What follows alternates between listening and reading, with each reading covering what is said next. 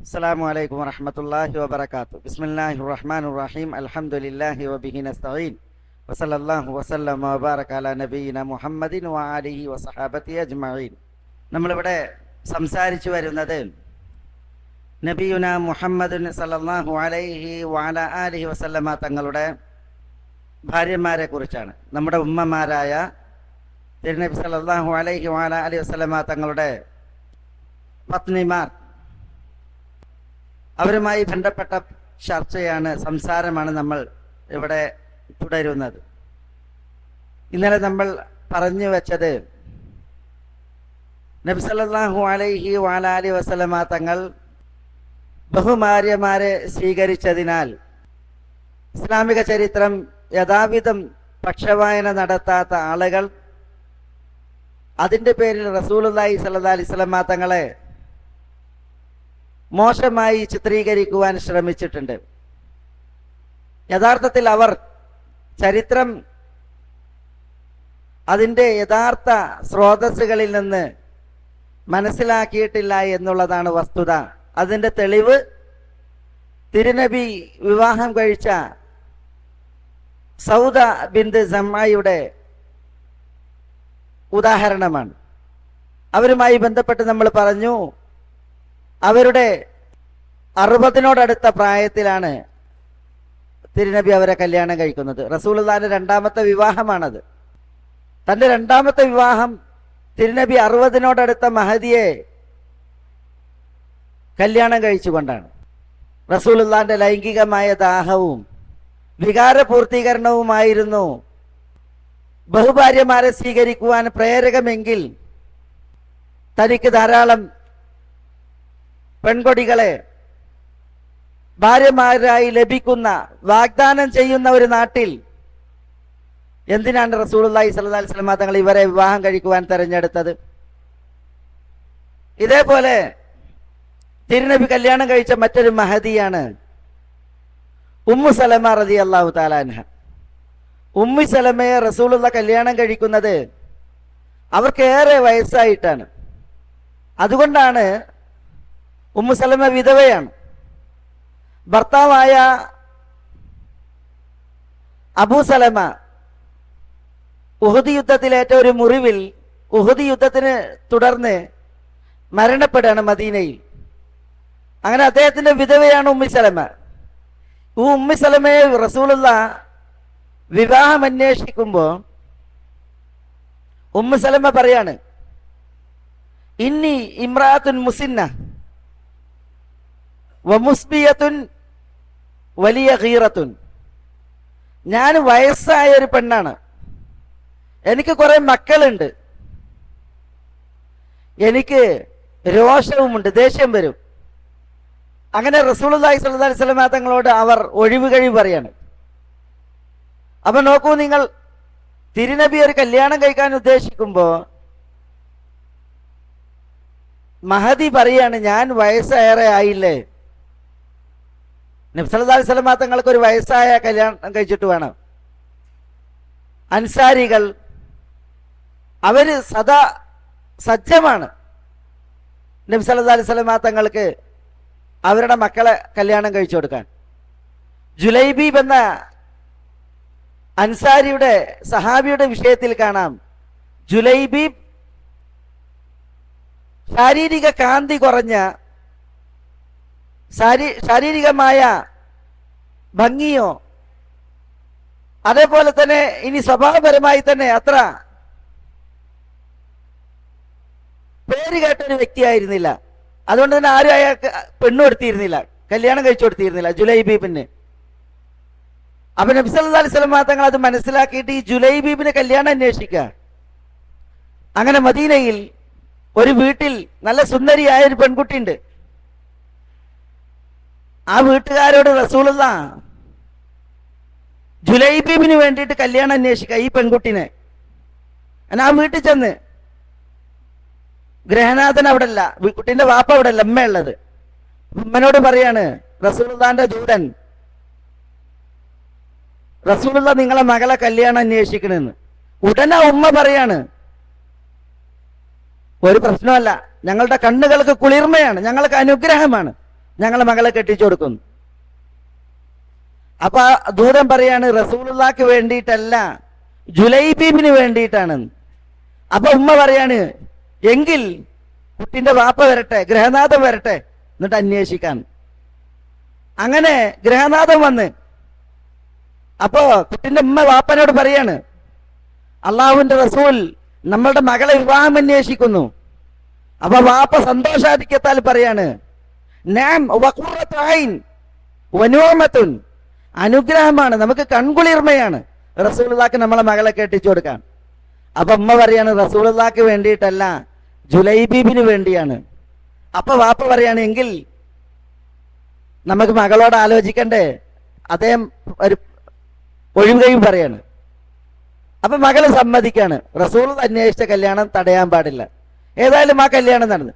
ഇവിടെ ഞാൻ പറഞ്ഞു വരുന്നത് ഇങ്ങനെ റസൂലുള്ളാഹിക്ക് തന്റെ മക്കളെ, തങ്ങളുടെ മക്കളെ കല്യാണം കഴിച്ചു കൊടുക്കാം എന്ന് താല്പര്യപ്പെടുന്ന ഒരു സമൂഹത്തിൽ റസൂലുള്ള തന്റെ ഇണകളെ തിരഞ്ഞെടുക്കുന്നത് വിധവകളെയാണ്. അവിടെ വാർദ്ധക്യത്തിൽ കഴിയുന്ന മഹദികളെയാണ്. വികാരപൂരണമായിരുന്നു തിരുനബിയുടെ ലക്ഷ്യമെങ്കിൽ എന്തിന് റസൂലുള്ളാഹി സ്വല്ലല്ലാഹി അലൈഹി വസല്ലം തങ്ങൾ ധാരാളം മക്കളുള്ള വൈദവ്യത്തിന്റെ വാർദ്ധക്യത്തിന്റെ നാളുകൾ എണ്ണുന്ന സ്ത്രീകളെ ഇണകളാക്കി? ഇതൊക്കെ ചരിത്രം യഥാവിധം പക്ഷവായന നടത്തുന്നവർക്ക് മനസ്സിലാക്കാൻ സാധിക്കും. പക്ഷേ അന്ധമായ വിരോധമാണ് പലർക്കും തിരുദൂതരുടെ ചരിത്രത്തിൽ കരി വാരിത്തേക്കാൻ അവർക്ക് പ്രേരകം. അതുകൊണ്ടാണ് അവർ റസൂലുള്ളാഹിനെ ഇതിന്റെയൊക്കെ പേരിൽ ആക്ഷേപിക്കുന്നത്. മറ്റൊരു ഉദാഹരണം റംലയാണ്. ഉമ്മു ഹബീബ എന്ന റംല ബിൻത് അബി സുഫിയാൻ. റസൂലുള്ള റംലയെ കല്യാണം കഴിച്ചു. റസൂലുള്ളാഹിന്റെ മറ്റൊരു ഭാര്യയാണ്. ഈ റംലയെ കല്യാണം കഴിക്കുന്നത് റസൂലുള്ള അവർ ഹബശീനയിലായിരിക്കുകയാണ്. റംല ബിൻത് അബി സുഫിയാനും ഭർത്താവ് ഉബൈദുല്ലാഹ് ഇബ്നു ജഹ്ഷും ഹിജ്റയുടെ 7 അല്ലെങ്കിൽ 6 ഹബശീനിയയിലേക്ക് പലായനം ചെയ്തു. ഇസ്ലാം സ്വീകരിച്ചതിന്റെ പേരിൽ മുസ്ലിമീങ്ങളെ മക്കക്കാർ കഠിനമായി ദ്രോഹിച്ചപ്പോൾ മുസ്ലിമീങ്ങൾ ഹബശീനിയയിലേക്ക് ഹിജ്റ പോയി. അവരുടെ കൂട്ടത്തിൽ ഉമ്മു ഹബീബ എന്ന റംലയും ഭർത്താവ് ഉബൈദുല്ലാഹ് ഇബ്നു ജഹ്ഷും ഉണ്ടായിരുന്നു. ഉബൈദുല്ലാഹ് ഇബ്നു ജഹ്ഷ് ഹബശീനിയയിൽ എത്തിയിട്ട് അവിടെ വെച്ച് ക്രിസ്തു മതം സ്വീകരിച്ച് ഉമ്മു ഹബീബയെയും അവരുടെ കുഞ്ഞിനെയും ഒഴിവാക്കി. പക്ഷേ ഉമ്മു ഹബീബ റളിയല്ലാഹു തആല ആദർശത്തിൽ പിടിച്ചു നിന്നു. ഭർത്താവ് മതം മാറിയിട്ടും ഉമ്മു ഹബീബ ഉറച്ചു നിന്ന്. ആ വിവരം റസൂലുള്ള അറിയാണ്. ഉമ്മു ഹബീബയെ തനിച്ചായിരിക്കുന്നു, ഭർത്താവ് മതം മാറിയിരിക്കുന്നു. റസൂലുള്ളാഹി സ്വല്ലല്ലാഹി അലൈഹി വസല്ലം തങ്ങൾ ഹബശീനയിലെ രാജാവ് നേഗശന് കത്തെഴുതാണ്, വാർത്ത അറിയിക്കാണ്. എന്തിന്? ഉമ്മു ഹബീബയെ റസൂലുള്ള സംരക്ഷിച്ചിരിക്കുന്നു, ഭാര്യയായി ഏറ്റിരിക്കുന്നു എന്ന് പറഞ്ഞു. അങ്ങനെ ആ വാർത്ത ഉമ്മു ഹബീബയെ അറിയിക്കാണ്, നിങ്ങൾ അള്ളാഹുവിന്റെ റസൂല് കല്യാണം കഴിച്ചിരിക്കുന്നു. ഉമ്മു ഹബീബക്ക് അത് മതി, അള്ളാഹുവിന്റെ റസൂൽ എന്നെ ഏറ്റെടുത്തിരിക്കുന്നു എന്ന് അറിഞ്ഞതിൽ പിന്നെ അവർ ആദർശത്തിൽ പൂണ്ട് ക്ഷമിച്ച് സഹിച്ച് തുടരുകയാണ്. ഉമ്മു ഹബീബ ഹബശീനയിൽ, റസൂലുള്ള മക്കത്ത്. എത്ര വർഷം കഴിഞ്ഞിട്ടാ പിന്നീട് ഉമ്മു ഹബീബയും റസൂലും തമ്മിൽ കാണുന്നത്? എത്ര വർഷം കഴിഞ്ഞിട്ടാ? പല വർഷങ്ങൾ കഴിഞ്ഞിട്ടാണ്. ഹിജ്റയുടെ ഒക്കെ ശേഷം പിന്നീട് എത്രയോ വർഷങ്ങൾ കഴിഞ്ഞിട്ടാണ് ഉമ്മു ഹബീബ റളിയല്ലാഹു തആല അൻഹ ഹബശീനയിൽ നിന്നുള്ള മടക്കം. എന്നിട്ടാണ് റസൂൽ അവരുമായിട്ട് വീട് കൂടുന്നത്. ഞാൻ പറഞ്ഞു വരുന്നത്, എന്തിനാണ് ചരിത്രകാരന്മാർ എന്ന് അഹങ്കരിക്കുന്നവർ ഇത്തരം ചരിത്രങ്ങൾ നേരാം വിധം വായിക്കാതെ നബി സല്ലല്ലാഹു അലൈഹി വസല്ലം തങ്ങളെ ആക്ഷേപിക്കുന്നത്? വികാര പൂർത്തീകരണവും അതേപോലെ തന്നെ ലൈംഗിക ആസ്വാദനവുമായിരുന്നു തിരുനബി ഇങ്ങനെ വിവാഹം കഴിക്കുവാൻ പ്രേരകമെങ്കിൽ മറുനാട്ടിൽ മറ്റൊരു ഭൂഖണ്ഡത്തിൽ കഴിയുന്ന ഒരു സ്ത്രീയെ തന്റെ ഭാര്യയാക്കി നബി സല്ലല്ലാഹു അലൈഹി വസല്ലം തങ്ങൾക്ക് സ്വീകരിക്കേണ്ട ഒരു ആവശ്യമുണ്ടോ? ഇതേപോലെ നബി സല്ലല്ലാഹു അലൈഹി വസല്ലം തങ്ങൾ കല്യാണം കഴിച്ച മഹദിയാണ് സൈനബ് ബിൻത് ജഹ്ഷ്. സൈനബ് ബിൻത് ജഹ്ഷ് നബി സല്ലല്ലാഹു അലൈഹി വസല്ലം തങ്ങൾ അവരെ കല്യാണം കഴിക്കുന്നത് തിരുനബിയുടെ ഇഷ്ടത്തോടു കൂടിയല്ല. ശരിക്ക് ആ കല്യാണത്തിന് റസൂലുള്ളാഹി നിർബന്ധിക്കപ്പെടുകയാണ്. റസൂലുള്ള തൻ്റെ ഭൃത്യൻ മൗല സെയ്ദ് ബിൻ ഹാരിസക്ക് സൈനബിനെ കല്യാണം കഴിച്ചു കൊടുത്തിരുന്നു. ആ വിവാഹം നീണ്ടു നിന്നില്ല. സൈനബ് ഖുറൈശിയാണ്. ഖുറൈശിയല്ല, അറബി സ്ത്രീകളിൽ മഹദിയാണ്. റസൂലുള്ളാന്റെ അമ്മായിയുടെ മകളാണ്. സെയ്ദ് അടിമയാണ്. ഈ സെയ്ദിനാണ് സൈനബിനെ കല്യാണം കഴിച്ചു കൊടുത്തത്. വിവാഹബന്ധം തുടർന്നില്ല. സെയ്ദ് സൈനബിനെ മൊഴി ചൊല്ലേണ്ടി വന്നു. അള്ളാഹുവിന്റെ വിധി എന്താ? ജാഹിലിയത്തിലെ ഒരു അന്ധവിശ്വാസം, അതിനെ ഉടച്ചു വാർക്കുക എന്നുള്ളതാണ്. അവര് ആളുകളുടെ മക്കളെ ദത്തുപുത്രന്മാരായി സ്വീകരിക്കും. അങ്ങനെ അന്നാട്ടിൽ ദത്തുപുത്രന്മാരെ മക്കളായിട്ടാണ് പരിഗണിച്ചിരുന്നത്. ദത്തുപുത്രന്മാരുടെ ഭാര്യമാരെ മക്കളുടെ ഭാര്യമാരായിട്ടായിരുന്നു കണ്ടിരുന്നത്. ഇസ്ലാം ദത്തുപുത്ര സമ്പ്രദായം ഉടച്ചു വാർത്ത് ഇല്ലായ്മ ചെയ്തു. മക്കളൊക്കെ അവരെ വാപ്പാരിലേക്ക് ചേർത്ത് വിളിക്കാൻ പറഞ്ഞു. സെയ്ദിനെ സെയ്ദ് ബിൻ മുഹമ്മദ് എന്നായിരുന്നു വിളിച്ചിരുന്നത്. സെയ്ദ് ബിൻ മുഹമ്മദ് അല്ല, സെയ്ദ് ബിൻ ഹാരിസയാണ്. ഹാരിസന്റെ മകൻ സെയ്ദാണ്, മുഹമ്മദിന്റെ മകൻ സെയ്ദ് അല്ല. മുഹമ്മദ് നിങ്ങളിൽ ഒരാളുടെയും പിതാവുമല്ല എന്ന് അള്ളാഹു അറിയിച്ചു. അങ്ങനെ അന്ന് ദത്തുപുത്രന്മാരുടെ മക്കളെ മരുമക്കളായിട്ടാണ് കണ്ടിരുന്നത്, മക്കളുടെ ഭാര്യമാരായിട്ട്. ഇസ്ലാം അത് തിരുത്തി. ദത്തുപുത്രന്മാരുടെ മക്കൾ ആരാന്റെ മക്കളാണ്, ഭാര്യമാർ ആരാന്റെ മക്കളാണ്. അതുകൊണ്ട് തന്നെ അവരെ കല്യാണം കഴിക്കുന്നതിന് പ്രശ്നമല്ല. നബിയെ കൊണ്ട് അള്ളാഹു സുബ്ഹാനഹു വ തആല സെയ്ദിൻ മൊഴി ചൊല്ലിയ ഭാര്യ സൈനബിനെ കല്യാണം കഴിപ്പിച്ചു. ആ കല്യാണം നടന്നത് ആകാശത്തിൽ വെച്ച. ഫലമ്മ ഖളാ സൈദും മിൻഹാ വത്റൻ സവ്വജ്നാകഹ. സൈനബിനെ സെയ്ദ് മൊഴി ചൊല്ലിയപ്പോൾ നാം സൈനബിനെ നിങ്ങൾക്ക് കല്യാണം കഴിച്ചു തന്നു എന്നാണ്. റസൂലുള്ളാഹിക്ക് ഇഷ്ടമല്ല സൈനബിനെ കല്യാണം കഴിക്കാൻ. അതുകൊണ്ടാണ് അള്ളാഹു പറയുന്നത് തഖ്ശന്നാസ് വല്ലാഹു അഹഖു അൻ തഖ്ശ. റസൂലുള്ളാഹിക്ക് പേടി കല്യാണം കഴിക്കാം, ജനങ്ങളെ പേടി. കാരണം സ്വന്തം മകന്റെ മകളെയാണ് കെട്ടിയത് എന്ന് പറഞ്ഞിട്ട് എന്ത് ചെയ്യും? അവർ റസൂലുള്ളാഹിനെ ആരോപിക്കും, ആക്ഷേപിക്കും. അതുകൊണ്ട് അള്ളാഹ് ചോദിക്കാണ്, നിങ്ങൾ ജനങ്ങളെ പേടിക്കുക, അള്ളാഹുവാണ് നിങ്ങൾ ഭയക്കുവാൻ ഏറ്റവും അർഹൻ എന്ന് പറഞ്ഞ് സൈനബിനെ റസൂലുള്ളാഹിക്ക് കല്യാണം കഴിച്ചു കൊടുത്തു. അപ്പൊ ആ കല്യാണത്തിലേക്ക് റസൂലുള്ളാഹി വലിച്ചു വെക്കപ്പെടുകയാണ്.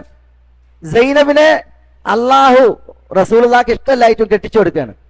ഇതാണ് റസൂലുള്ളാഹിന്റെ വിവാഹത്തിന്റെ പ്രത്യേകതകളിൽ ഒരു പ്രത്യേകത.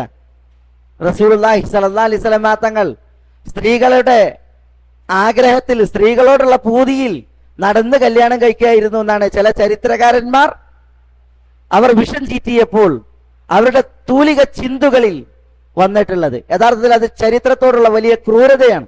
റസൂലുള്ളാഹി സ്വല്ലല്ലാഹി അലൈഹി വസല്ലം തങ്ങളോട് ചരിത്രത്തോടുള്ള അങ്ങേയറ്റത്തെ കയ്യേറ്റമാണ്. ഇങ്ങനെയുള്ള ചരിത്രമാണ് അവർ ശരിക്ക് തല കീക്കാൻ തൂക്കാക്കിയിട്ട് അവതരിപ്പിക്കുന്നത്. റസൂലുള്ളാഹി കല്യാണം കഴിച്ച മറ്റൊരു കല്യാണമാണ് സൈനബ് ബിന്ത് ഖുസൈമയുമായിട്ടുള്ള കല്യാണം. അതും അവരും ഇതേപോലെ വിധവയാണ്, വാർദ്ധക്യത്തിലെത്തിയ സ്ത്രീയാണ്. അവരും 60-നോടടുത്ത പ്രായത്തിലാണ് റസൂലുള്ളാഹി അവരെ കല്യാണം കഴിക്കുന്നത്. സൈനബിനെ റസൂലുള്ളാഹിന്റെ 4-മത്തെ അല്ലെങ്കിൽ 5-മത്തെ കല്യാണം. ഈ സൈനബ് ബിന്ത് ഖുസൈമ അവര് ആദ്യം അവരെ കല്യാണം കഴിച്ചിരുന്നത് ഉബൈദത്ത് ബിനുൽ ഹാരിസ് ആണ്. ഉബൈദത്ത് എന്ന് പറഞ്ഞാൽ റസൂലുള്ളാഹിന്റെ മൂത്താപ്പാന്റെ മകൻ ഹാരിസിന്റെ മകൻ, മൂത്താപ്പ ഹാരിസിന്റെ മകൻ ഉബൈദത്ത്. ഈ ഉബൈദത്ത് ബദർ യുദ്ധത്തിൽ ഷഹീദായി. നമുക്കറിയാം, ബദർ യുദ്ധം തുടങ്ങിയപ്പോ ആദ്യം ദമ്മ യുദ്ധാണ്. അതിൽ ഷൈബത്തും ഹംസത്തും ഏറ്റുമുട്ടി, അലിയും വലീദും ഏറ്റുമുട്ടി, ഉബൈദത്തും ഉത്ബയും ഏറ്റുമുട്ടി. ഹംസ ഷൈബയെയും അലി വലീദിനെയും കൊന്ന്. ഉബൈദത്തും ഉത്ബയും തമ്മിൽ പോരാട്ടം നടന്ന് ഉബൈദത്ത് ഉത്ബയെ കൊന്നു. ഉത്ബ ഉബൈദന്റെ കാല് വെട്ടി. അങ്ങനെ ബദർ യുദ്ധത്തിൽ ഉബൈദത്ത് പിന്നീട് ഷഹീദായി. ഈ ഉബൈദത്തിന്റെ ഭാര്യയാണ് സൈനബ് ബിന്തുൽ ഹാരിസ്. സൈനബ് ബിൻത് ഖുസൈമ. ബദർ യുദ്ധത്തെ തുടർന്ന് വിധവയായ ഈ സൈനബിനെ പിന്നീട് അബ്ദുല്ലാഹിബ്നു ജഹ്ഷ് കല്യാണം കഴിച്ചു. അബ്ദുല്ലാഹിബ്നു ജഹ്ഷ് അവരെ കല്യാണം കഴിച്ച് അതിൽ പിന്നെയാണ് ഉഹുദ് യുദ്ധം. ഉഹുദ് യുദ്ധത്തിൽ സൈനബിന്റെ രണ്ടാമത്തെ ഭർത്താവായ അബ്ദുല്ലാഹിബ്നു ജഹ്ഷ് ഷഹീദായി. രണ്ടാമത്തെ ഭർത്താവും ഉഹുദിൽ ഷഹീദായി. ആദ്യ ഭർത്താവ് ബദറിൽ, രണ്ടാമത്തെ ഭർത്താവ് ഉഹുദിൽ. ഉഹുദിൽ സൈനബിന്റെ ഭർത്താവ് അബ്ദുല്ലാഹിബ്നു ജഹ്ഷ് ഷഹീദായിട്ട് അദ്ദേഹത്തെ മറമാടുന്നത് മിസ്അബിനോടൊപ്പാണ്. ഒരു ഖബറിൽ മിസ്അബും അബ്ദുല്ലാഹിബ്നു ജഹ്ഷും ഒന്നിച്ച് മറമാടപ്പെടുകയാണ്. ഹംസയെയും അബ്ദുല്ലാഹിബ്നു ജഹ്ഷിനെയും മിസ്അബിനെയും വേറിട്ട് കിടത്തിയിട്ടുണ്ട് ഉഹദിൽ. ആ 3 പേരും ഖുറൈശികളിൽ കുലീനരാണ്, പ്രമുഖരാണ്, മക്കക്കാരിൽ പ്രസിദ്ധരാണ്. പക്ഷെ അവരെ മറമാടുമ്പോൾ അവരെ കഫൻ ചെയ്യാനുള്ള കഫൻ തുണി ഇല്ലായിരുന്നു വേണ്ടത്ര. അവരുടെ തുണി അതിലാണ് അവരെ കഫൻ ചെയ്യുന്നത്. അത് തലയിലേക്ക് വലിച്ചിട്ടാൽ കാല് വെളിപ്പെടുന്ന, കാലിലേക്ക് വലിച്ചിട്ടാൽ തല വെളിപ്പെടുന്ന അവസ്ഥയാണ്. ഏതായാലും നബി സല്ലല്ലാഹു അലൈഹി വസല്ലം തങ്ങൾ മിസ്അബ് ബിൻ ഉമൈറിനെയും അബ്ദുല്ലാഹിബ്നു ജഹ്ഷിനെയും ഒരു ഖബറിൽ മറമാടി. ഈ അബ്ദുല്ലാഹിബ്നു ജഹ്ഷിന്റെ വിധവയാണ് സൈനബ് ബിൻത് ഖുസൈമ. അപ്പൊ അവര് ആദ്യം ഉബൈദത്തിൽ നിന്ന് വിധവയായി, പിന്നീട് അബ്ദുല്ലാഹിബ്നു ജഹ്ഷിൽ നിന്ന് വിധവയായി. എത്ര ദുഃഖം ഉണ്ടാവും അവർക്ക്, എത്ര വേദന ഉണ്ടാവും അവർക്ക്. അവരുടെ ജീവിതം ഒന്ന് ആലോചിച്ചു നോക്കി. 2 തുടർച്ചയായുള്ള യുദ്ധങ്ങളിലാണ് അവരുടെ 2 ഭർത്താക്കൾ ഷഹീദാകുന്നത്. നബി സല്ലല്ലാഹു അലൈഹി വസല്ലം തങ്ങൾ പിന്നീട് ഈ സൈനബിന് ഒരു അഭയമാകുകയാണ്. തിരുനബി അവർക്കൊരു ജീവൻ നൽകുകയാണ് ചെയ്യുന്നത്. പക്ഷെ ആ മഹദി സൈനബ് തിരുദൂതരോടൊപ്പം ഏതാനും മാസങ്ങൾ, 2-3 മാസങ്ങളാണ് ജീവിച്ചത്. അതിനെ തുടർന്നവർ മരണപ്പെടുകയാണ്. ഉമ്മുൽ മസാക്കീൻ എന്ന പേരിൽ, സാധുക്കളുടെ മാതാവ് എന്ന പേരിലാണ് സൈനബ് ബിൻത് ഖുസൈമ അറിയപ്പെടുന്നത്. ഞാൻ പറഞ്ഞു വരുന്നത് റസൂലുള്ളാഹി സ്വല്ലല്ലാഹു അലൈഹി വസല്ലം തങ്ങളുടെ വിവാഹത്തിന്റെ പ്രത്യേകതകളാണ്. ഇങ്ങനെയാണ് റസൂലുള്ളാഹിന്റെ ഭാര്യമാർ. ഇനി മറ്റു ഭാര്യമാരെ നോക്കൂ നിങ്ങൾ. ഖദീജ റളിയല്ലാഹു തആല അൻഹ വിധവയാണ്. നബി അവരെ കല്യാണം കഴിക്കുമ്പോൾ ഖദീജക്ക് ഹിന്ദ് എന്ന് പറയുന്ന ഒരു പുത്രനുണ്ട്. ഹിന്ദ് എന്ന് പറയുന്ന പുത്രൻ. ഹിന്ദ് എന്നുള്ളത് അവിടെ ആണിന്റെ പേരാണ്, പെണ്ണിന്റെ പേരല്ല. ഹിന്ദ് എന്ന അറബികൾ ആണിനും പെണ്ണിനും പേരിടും. റസൂലുള്ളാഹി സ്വല്ലല്ലാഹു അലൈഹി വസല്ലം തങ്ങൾക്ക് നമ്മൾ പറയില്ല പിറക്ക മകൻ, അതാണ് ഹിന്ദ്. ഖദീജയെ 2 പേർ കല്യാണം കഴിച്ച് വിവാഹമോചനം നടത്തിയിരുന്നു. അതീക്കും അതേപോലെ അബൂ ഹാലയും. റസൂലുള്ളാഹി സ്വല്ലല്ലാഹു അലൈഹി വസല്ലം തങ്ങൾ സൗദയെ കല്യാണം കഴിച്ചു. അവർ വിധവയാണ്, ഞാൻ പറഞ്ഞു. തിരുനബി സ്വല്ലല്ലാഹു അലൈഹി വസല്ലം തങ്ങൾ ഹഫ്സയെ കല്യാണം കഴിച്ചു. ഹഫ്സ വിധവയാണ്. അതുകൊണ്ടാണ് വിധവയായ ഹഫ്സയെ ആര് ഏറ്റെടുക്കും, ആര് സംരക്ഷിക്കും? ഹഫ്സക്ക് 18 വയസ്സാ. അവരുടെ ഭർത്താവ് മരിച്ച്. ഉമറിന് വലിയ സങ്കടം. മകൾ 18ാമത്തെ വയസ്സിൽ വിധവയായി. ആരിവർക്കൊരു അഭയം നൽകും എന്ന് അന്വേഷിച്ച് ഉമർ നടക്കുകയാണ്. അബൂബക്കർ റളിയല്ലാഹുവിന്റെ അടുക്കൽ ചെന്ന് അബൂബക്കറിനോട് പറഞ്ഞ് ഹഫ്സയെ ഏറ്റെടുക്കാൻ. അദ്ദേഹം പ്രതികരിച്ചില്ല. ഉസ്മാന്റെ അടുക്കൽ ചെന്ന് ഏറ്റെടുക്കാൻ. ഉസ്മാൻ പ്രതികരിച്ചില്ല. അപ്പൊ റസൂലുള്ളാഹിനോട് വന്നിട്ട് സങ്കടപ്പെടുകയാണ്, പ്രവാചകരെ ഹഫ്സ വിധവയായി, ആരവരെ ഏറ്റെടുക്കും? അപ്പൊ റസൂലുള്ളാഹി സ്വല്ലല്ലാഹു അലൈഹി വസല്ലം തങ്ങളെ ഏറ്റെടുക്കുകയാണ്, ഞാൻ സംരക്ഷിക്കാം. അങ്ങനെ തിരുദൂതർ ഹഫ്സയെ ഏറ്റെടുത്ത്. ഹഫ്സ വിധവയാണ്. ഇതേപോലെ റസൂലുള്ളാഹിന്റെ ഇതര ഭാര്യമാർ ജുവൈരിയ ബിന്തുൽ ഹാരിസ്, അവർ വിധവയാണ്. അതേപോലെ മൈമൂന ബിന്തുൽ ഹാരിസ് വിധവയാണ്. സഫിയ ബിന്ത് ഹുയൈ വിധവയാണ്. അതേപോലെ നമ്മൾ റംല എന്ന അബൂ സുഫിയാനെ കുറിച്ച് പറഞ്ഞു, അവരൊക്കെ വിധവയാണ്. ഒരാൾ മാത്രമാണ് കന്യക, അത് ആയിഷ റളിയല്ലാഹു തആല അൻഹയാണ്. റസൂലുള്ളാഹി സ്വല്ലല്ലാഹു അലൈഹി വസല്ലം തങ്ങൾ കല്യാണം കഴിച്ച ഏക കന്യക അത് ആയിഷ റളിയല്ലാഹു തആല അൻഹയാണ്. അവരെ തന്നെ റസൂലുള്ളാഹി കല്യാണം കഴിക്കുന്നത് തിരുദൂതരുടെ 50 വയസ്സിന് ശേഷം. 50 വയസ്സിന് ശേഷം. അപ്പൊ റസൂലുള്ളാഹി സ്വല്ലല്ലാഹു അലൈഹി വസല്ലം തങ്ങൾ കേവലം തന്റെ വികാര പൂർത്തീകരണത്തിനും കാമ നിർവൃതിക്കും വേണ്ടിയാണ് ഈ കല്യാണമൊക്കെ കഴിച്ചത് എന്ന് പ്രചണ്ഡമായി ഇസ്ലാമിന്റെ ശത്രുക്കൾ പ്രചരിപ്പിക്കുമ്പോൾ അത് വസ്തുനിഷ്ഠമല്ല, അത് തീർത്തും വസ്തുതക്ക് എതിരുമാണ്. അത് തിരുദൂതരോടുള്ള ക്രൂരമായ പെരുമാറ്റവുമാണ് എന്ന് ഇവിടെ സഹോദരന്മാരെ നമ്മൾ മനസ്സിലാക്കേണ്ടതുണ്ട്. റസൂലുള്ളാഹി സ്വല്ലല്ലാഹി അലൈഹി വസല്ലം തങ്ങൾ ചില കല്യാണം കഴിച്ചതിൽ വലിയ ഹിക്മത്തുകളാണ് പറയപ്പെട്ടിട്ടുള്ളത്. അബൂ സുഫിയാൻ ഇസ്ലാം സ്വീകരിച്ച് ആ ഇസ്ലാം സ്വീകരിക്കുവാൻ കാരണമായ കുറെ കാരണങ്ങളിൽ ചിലത് റസൂലുള്ളാന്റെ ഈ വിവാഹങ്ങളാണ്. അബൂ സുഫിയാന്റെ മകൾ റംലയെ റസൂലുള്ള കല്യാണം കഴിച്ച് ആ വാർത്ത കേട്ടപ്പോ അബൂ സുഫിയാൻ ആദ്യം പറഞ്ഞത് എന്താ? ആദ്യം പറഞ്ഞത്, മുഹമ്മദ് എന്ന വീരൻ എന്റെ മകളെ കല്യാണം കഴിച്ചോന്നാ. ഊറ്റം കൊള്ള ചെയ്തത്. പറയുമ്പോ അബൂ സുഫിയാൻ റസൂലുള്ളാന്റെ ശത്രുവാ. പക്ഷെ റസൂലുള്ളാനെ അവർക്കൊക്കെ അറിയാം മകളെ ഏൽപ്പിച്ചു കൊടുക്കാൻ പറ്റിയ വ്യക്തിയാണ് എന്നുള്ളത്. അബൂ സുഫിയാന്റെ ശത്രുതയുടെ ഊക്ക് അതോടുകൂടി ഒന്ന് കുറഞ്ഞ് അയഞ്ഞ്. പിന്നെ അബൂ സുഫിയാൻ ഊക്ക് കുറയാനുള്ള കാരണങ്ങളിൽപ്പെട്ടതാണ് റസൂലുള്ളാന്റെ ചില കല്യാണങ്ങൾ. അതിലൊന്ന് ജുവൈരിയ ബിന്തുൽ ഹാരിസ്, പിന്നെ മൈമൂന ബിന്തുൽ ഹാരിസ്, അതേപോലെ സൈനബ് ബിന്ത് ഖുസൈമ. ഇവര് ഖുസാ ഗോത്രത്തിന്റെ ഉപഗോത്രമായ ബനുൽ മുസ്തലഖിൽപ്പെട്ടവരാണ്. ബനു മുസ്തലഖ് ഗോത്രക്കാരാണ്. അബൂ സുഫിയാനെയും മക്കയിലെ മുശ്രിക്കീങ്ങളെയും നബി സല്ലല്ലാഹു അലൈഹി വസല്ലം തങ്ങൾക്ക് എതിരിൽ സഹായിച്ചിരുന്ന ഗോത്രമാണ് ഖുസാ ഗോത്രം. ഈ ഖുസാ ഗോത്രം താമസിച്ചിരുന്നത് മദീനയുടെയും മക്കയുടെയും ഇടയിലുള്ള അസ്ഫാൻ ഖദീദ് എന്ന് പറയുന്ന സ്ഥലങ്ങൾക്കിടയിലാണ്. ഇന്ന് നമ്മൾ മക്കയിൽ നിന്ന് മദീനയിലേക്ക് പോകുമ്പോൾ മക്കയിൽ നിന്ന് ഏകദേശം ഒരു 100 കിലോമീറ്റർ ഒക്കെ താണ്ടിയാൽ അസ്ഫാൻ വരും. ഈ അസ്ഫാനിൽ നിന്ന് പിന്നെ നമ്മൾ ജുഹ്ഫയുടെ ഭാഗത്തേക്ക്, റാബഖന്റെ ഭാഗത്തേക്ക് പോകുമ്പോൾ അതിനിടയിലുള്ള ആ സ്ഥലങ്ങളിലായിരുന്നു ഈ ഖുസാ ഗോത്രം താമസിച്ചിരുന്നത്. അവർ യഥാർത്ഥത്തിൽ യമനികളാണ്. ഔസ്, ഖസ്റജ്, മദീനക്കാരൊക്കെ യമനികളാണ്. അവര് യമനിൽ നിന്ന് പലായനം ചെയ്തവരാണ്. ചരിത്രത്തിൽ സദ് മാരിബ് എന്ന അണ പൊട്ടി യമനിൽ പ്രളയവും തൂഫാനുമാകുമെന്ന് ഭയന്നപ്പോ യമനിലെ ഗോത്രങ്ങൾ ജസീറയുടെ അറേബ്യൻ ഉപദ്വീപിന്റെ വിവിധ ഭാഗങ്ങളിലേക്ക് പലായനം ചെയ്തതാണ് ഖുസാ, അതേപോലെ ഔസ്, ഖസ്റജ് തുടങ്ങിയ ഗോത്രങ്ങൾ. ഒരു വിഭാഗം മദീനയിലെത്തി യസ്രിബിൽ, മറ്റൊരു വിഭാഗം വഴിയിൽ തന്നെ പാർത്തു. അവരാണ് ഖുസാ. ഈ ഖുസാ ഗോത്രത്തിന്റെ ഉപഗോത്രമാണ് ബനുൽ മുസ്തലഖ്.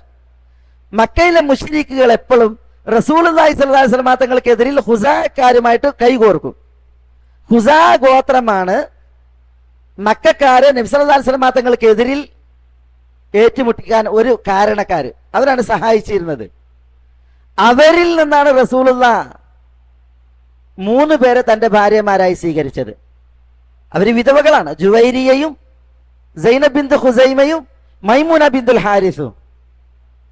ഈ 3 പേരെ തിരുനബി ഭാര്യമാരായി സ്വീകരിച്ചു എന്ന് മാത്രമല്ല, ജുവൈരിയെ കല്യാണം കഴിച്ച് നബി സല്ലല്ലാഹു അലൈഹി വസല്ലം തങ്ങൾ അതൊരു അവരോടുള്ള യുദ്ധത്തോടനുബന്ധിച്ച അവരിൽ നിന്ന് 200 പേരെ, ജുവൈരിയയുടെ ഗോത്രക്കാരിൽ നിന്ന് 200 പേരെ മുസ്ലിമീങ്ങൾ യുദ്ധബന്ദികളാക്കി, യുദ്ധത്തിൽ ബന്ദികളാക്കി പിടിച്ചു. അപ്പൊ മുസ്ലിമീങ്ങളുടെ അടുക്കൽ ജുവൈരിയ റളിയല്ലാഹു തആല അൻഹയുടെ കുടുംബത്തിൽപ്പെട്ട 200 പേര് ബന്ദികളാണ്. ആ ബന്ദികൾ യോദ്ധാക്കളുടെ അടിമകളാണ്. യോദ്ധാക്കൾക്കുള്ള വിഭവങ്ങളാണത്, യുദ്ധബന്ദികൾ. നബി സല്ലല്ലാഹു അലൈഹി വസല്ലം തങ്ങൾ ജുവൈരിയ റളിയല്ലാഹു തആല അൻഹയെ മോചിപ്പിച്ച് അവരെ കല്യാണം കഴിച്ച്. അവരുടെ പേര് ബർറ എന്നായിരുന്നു. ബർറ ബിന്തുൽ ഹാരിസ്. ആ പേര് മാറ്റി റസൂലുള്ളാഹ് ജുവൈരിയ എന്നിട്ട്. റസൂലുള്ളാഹ് ജുവൈരിയെ കല്യാണം കഴിച്ച് എന്ന് അറിഞ്ഞതോടുകൂടി മുസ്ലിമീങ്ങൾ എന്താ ചെയ്തത്? അവര് ബന്ദികളാക്കി പിടിച്ച 200 പേര് റസൂലുള്ളാന്റെ ഭാര്യയുടെ കുടുംബക്കാരാണ്, ബന്ധുക്കളാണ് എന്ന് പറഞ്ഞിട്ട് മോചിപ്പിച്ച് എല്ലാവരും വെറുതെ വിട്ട്.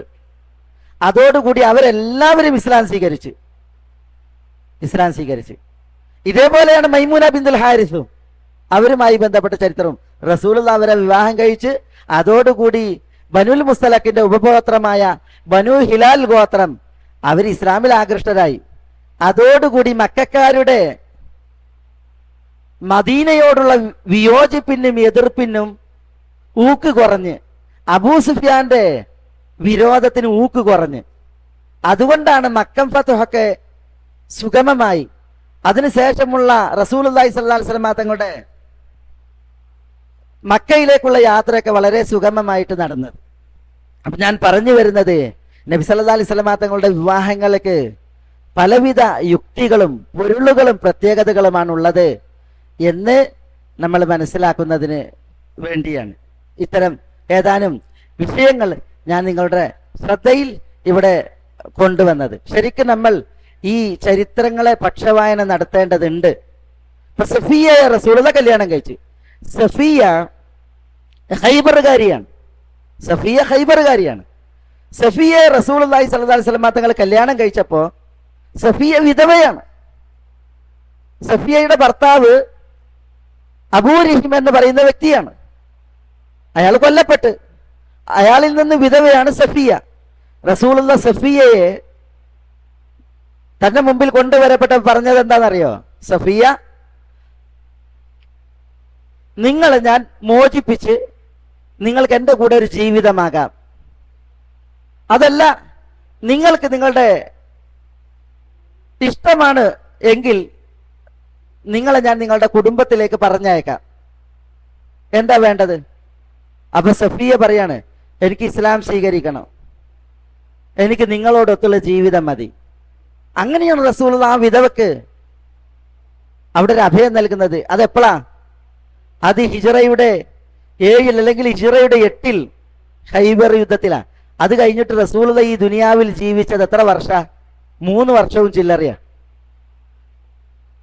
അപ്പൊ ഇതാണ് റസൂലുള്ളാഹി സ്വല്ലല്ലാഹു അലൈഹി വസല്ലം തങ്ങളുടെ വിവാഹത്തിന്റെ പ്രത്യേകത. മാത്രമല്ല, സഫിയയെ കല്യാണം കഴിച്ചതോടുകൂടി സഫിയ, അവരുടെ കുടുംബം ജൂതന്മാരാണ്. അവര് ഹാറൂൻ നബിയുടെ സന്താന പരമ്പരയിലാണ്. ജൂതന്മാർ റസൂലുള്ളാഹിനോട് എപ്പോഴും ബദ്ധവൈരികളും കൊടിയ ശത്രുതയിലാണ്. പ്രത്യേകിച്ച് ഈ സഫിയാന്റെ ഉപ്പ ഹുയൈ ഇബ്നു അഖ്തബും എളാപ്പ അബൂ യാസിറും, അവരൊക്കെ റസൂലുള്ളാഹിനോട് വൈരികളാണ്.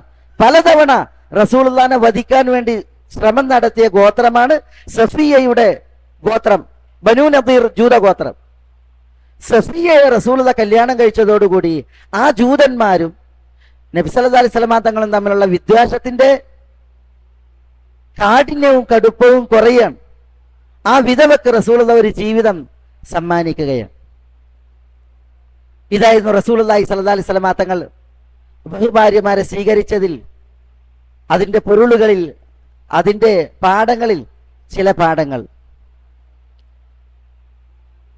യഥാർത്ഥത്തിൽ വിശ്വാസികളായ നമ്മൾ തിരുനബി സല്ലല്ലാഹു അലൈഹി വസല്ലം തങ്ങളുടെ ജീവിതം ശരിക്ക് അതിന്റെ സ്രോതസ്സുകളിൽ നിന്ന് സൂക്ഷ്മമായി പഠിക്കേണ്ട ഒരു കാലഘട്ടത്തിലാണ് നമ്മളുള്ളത്.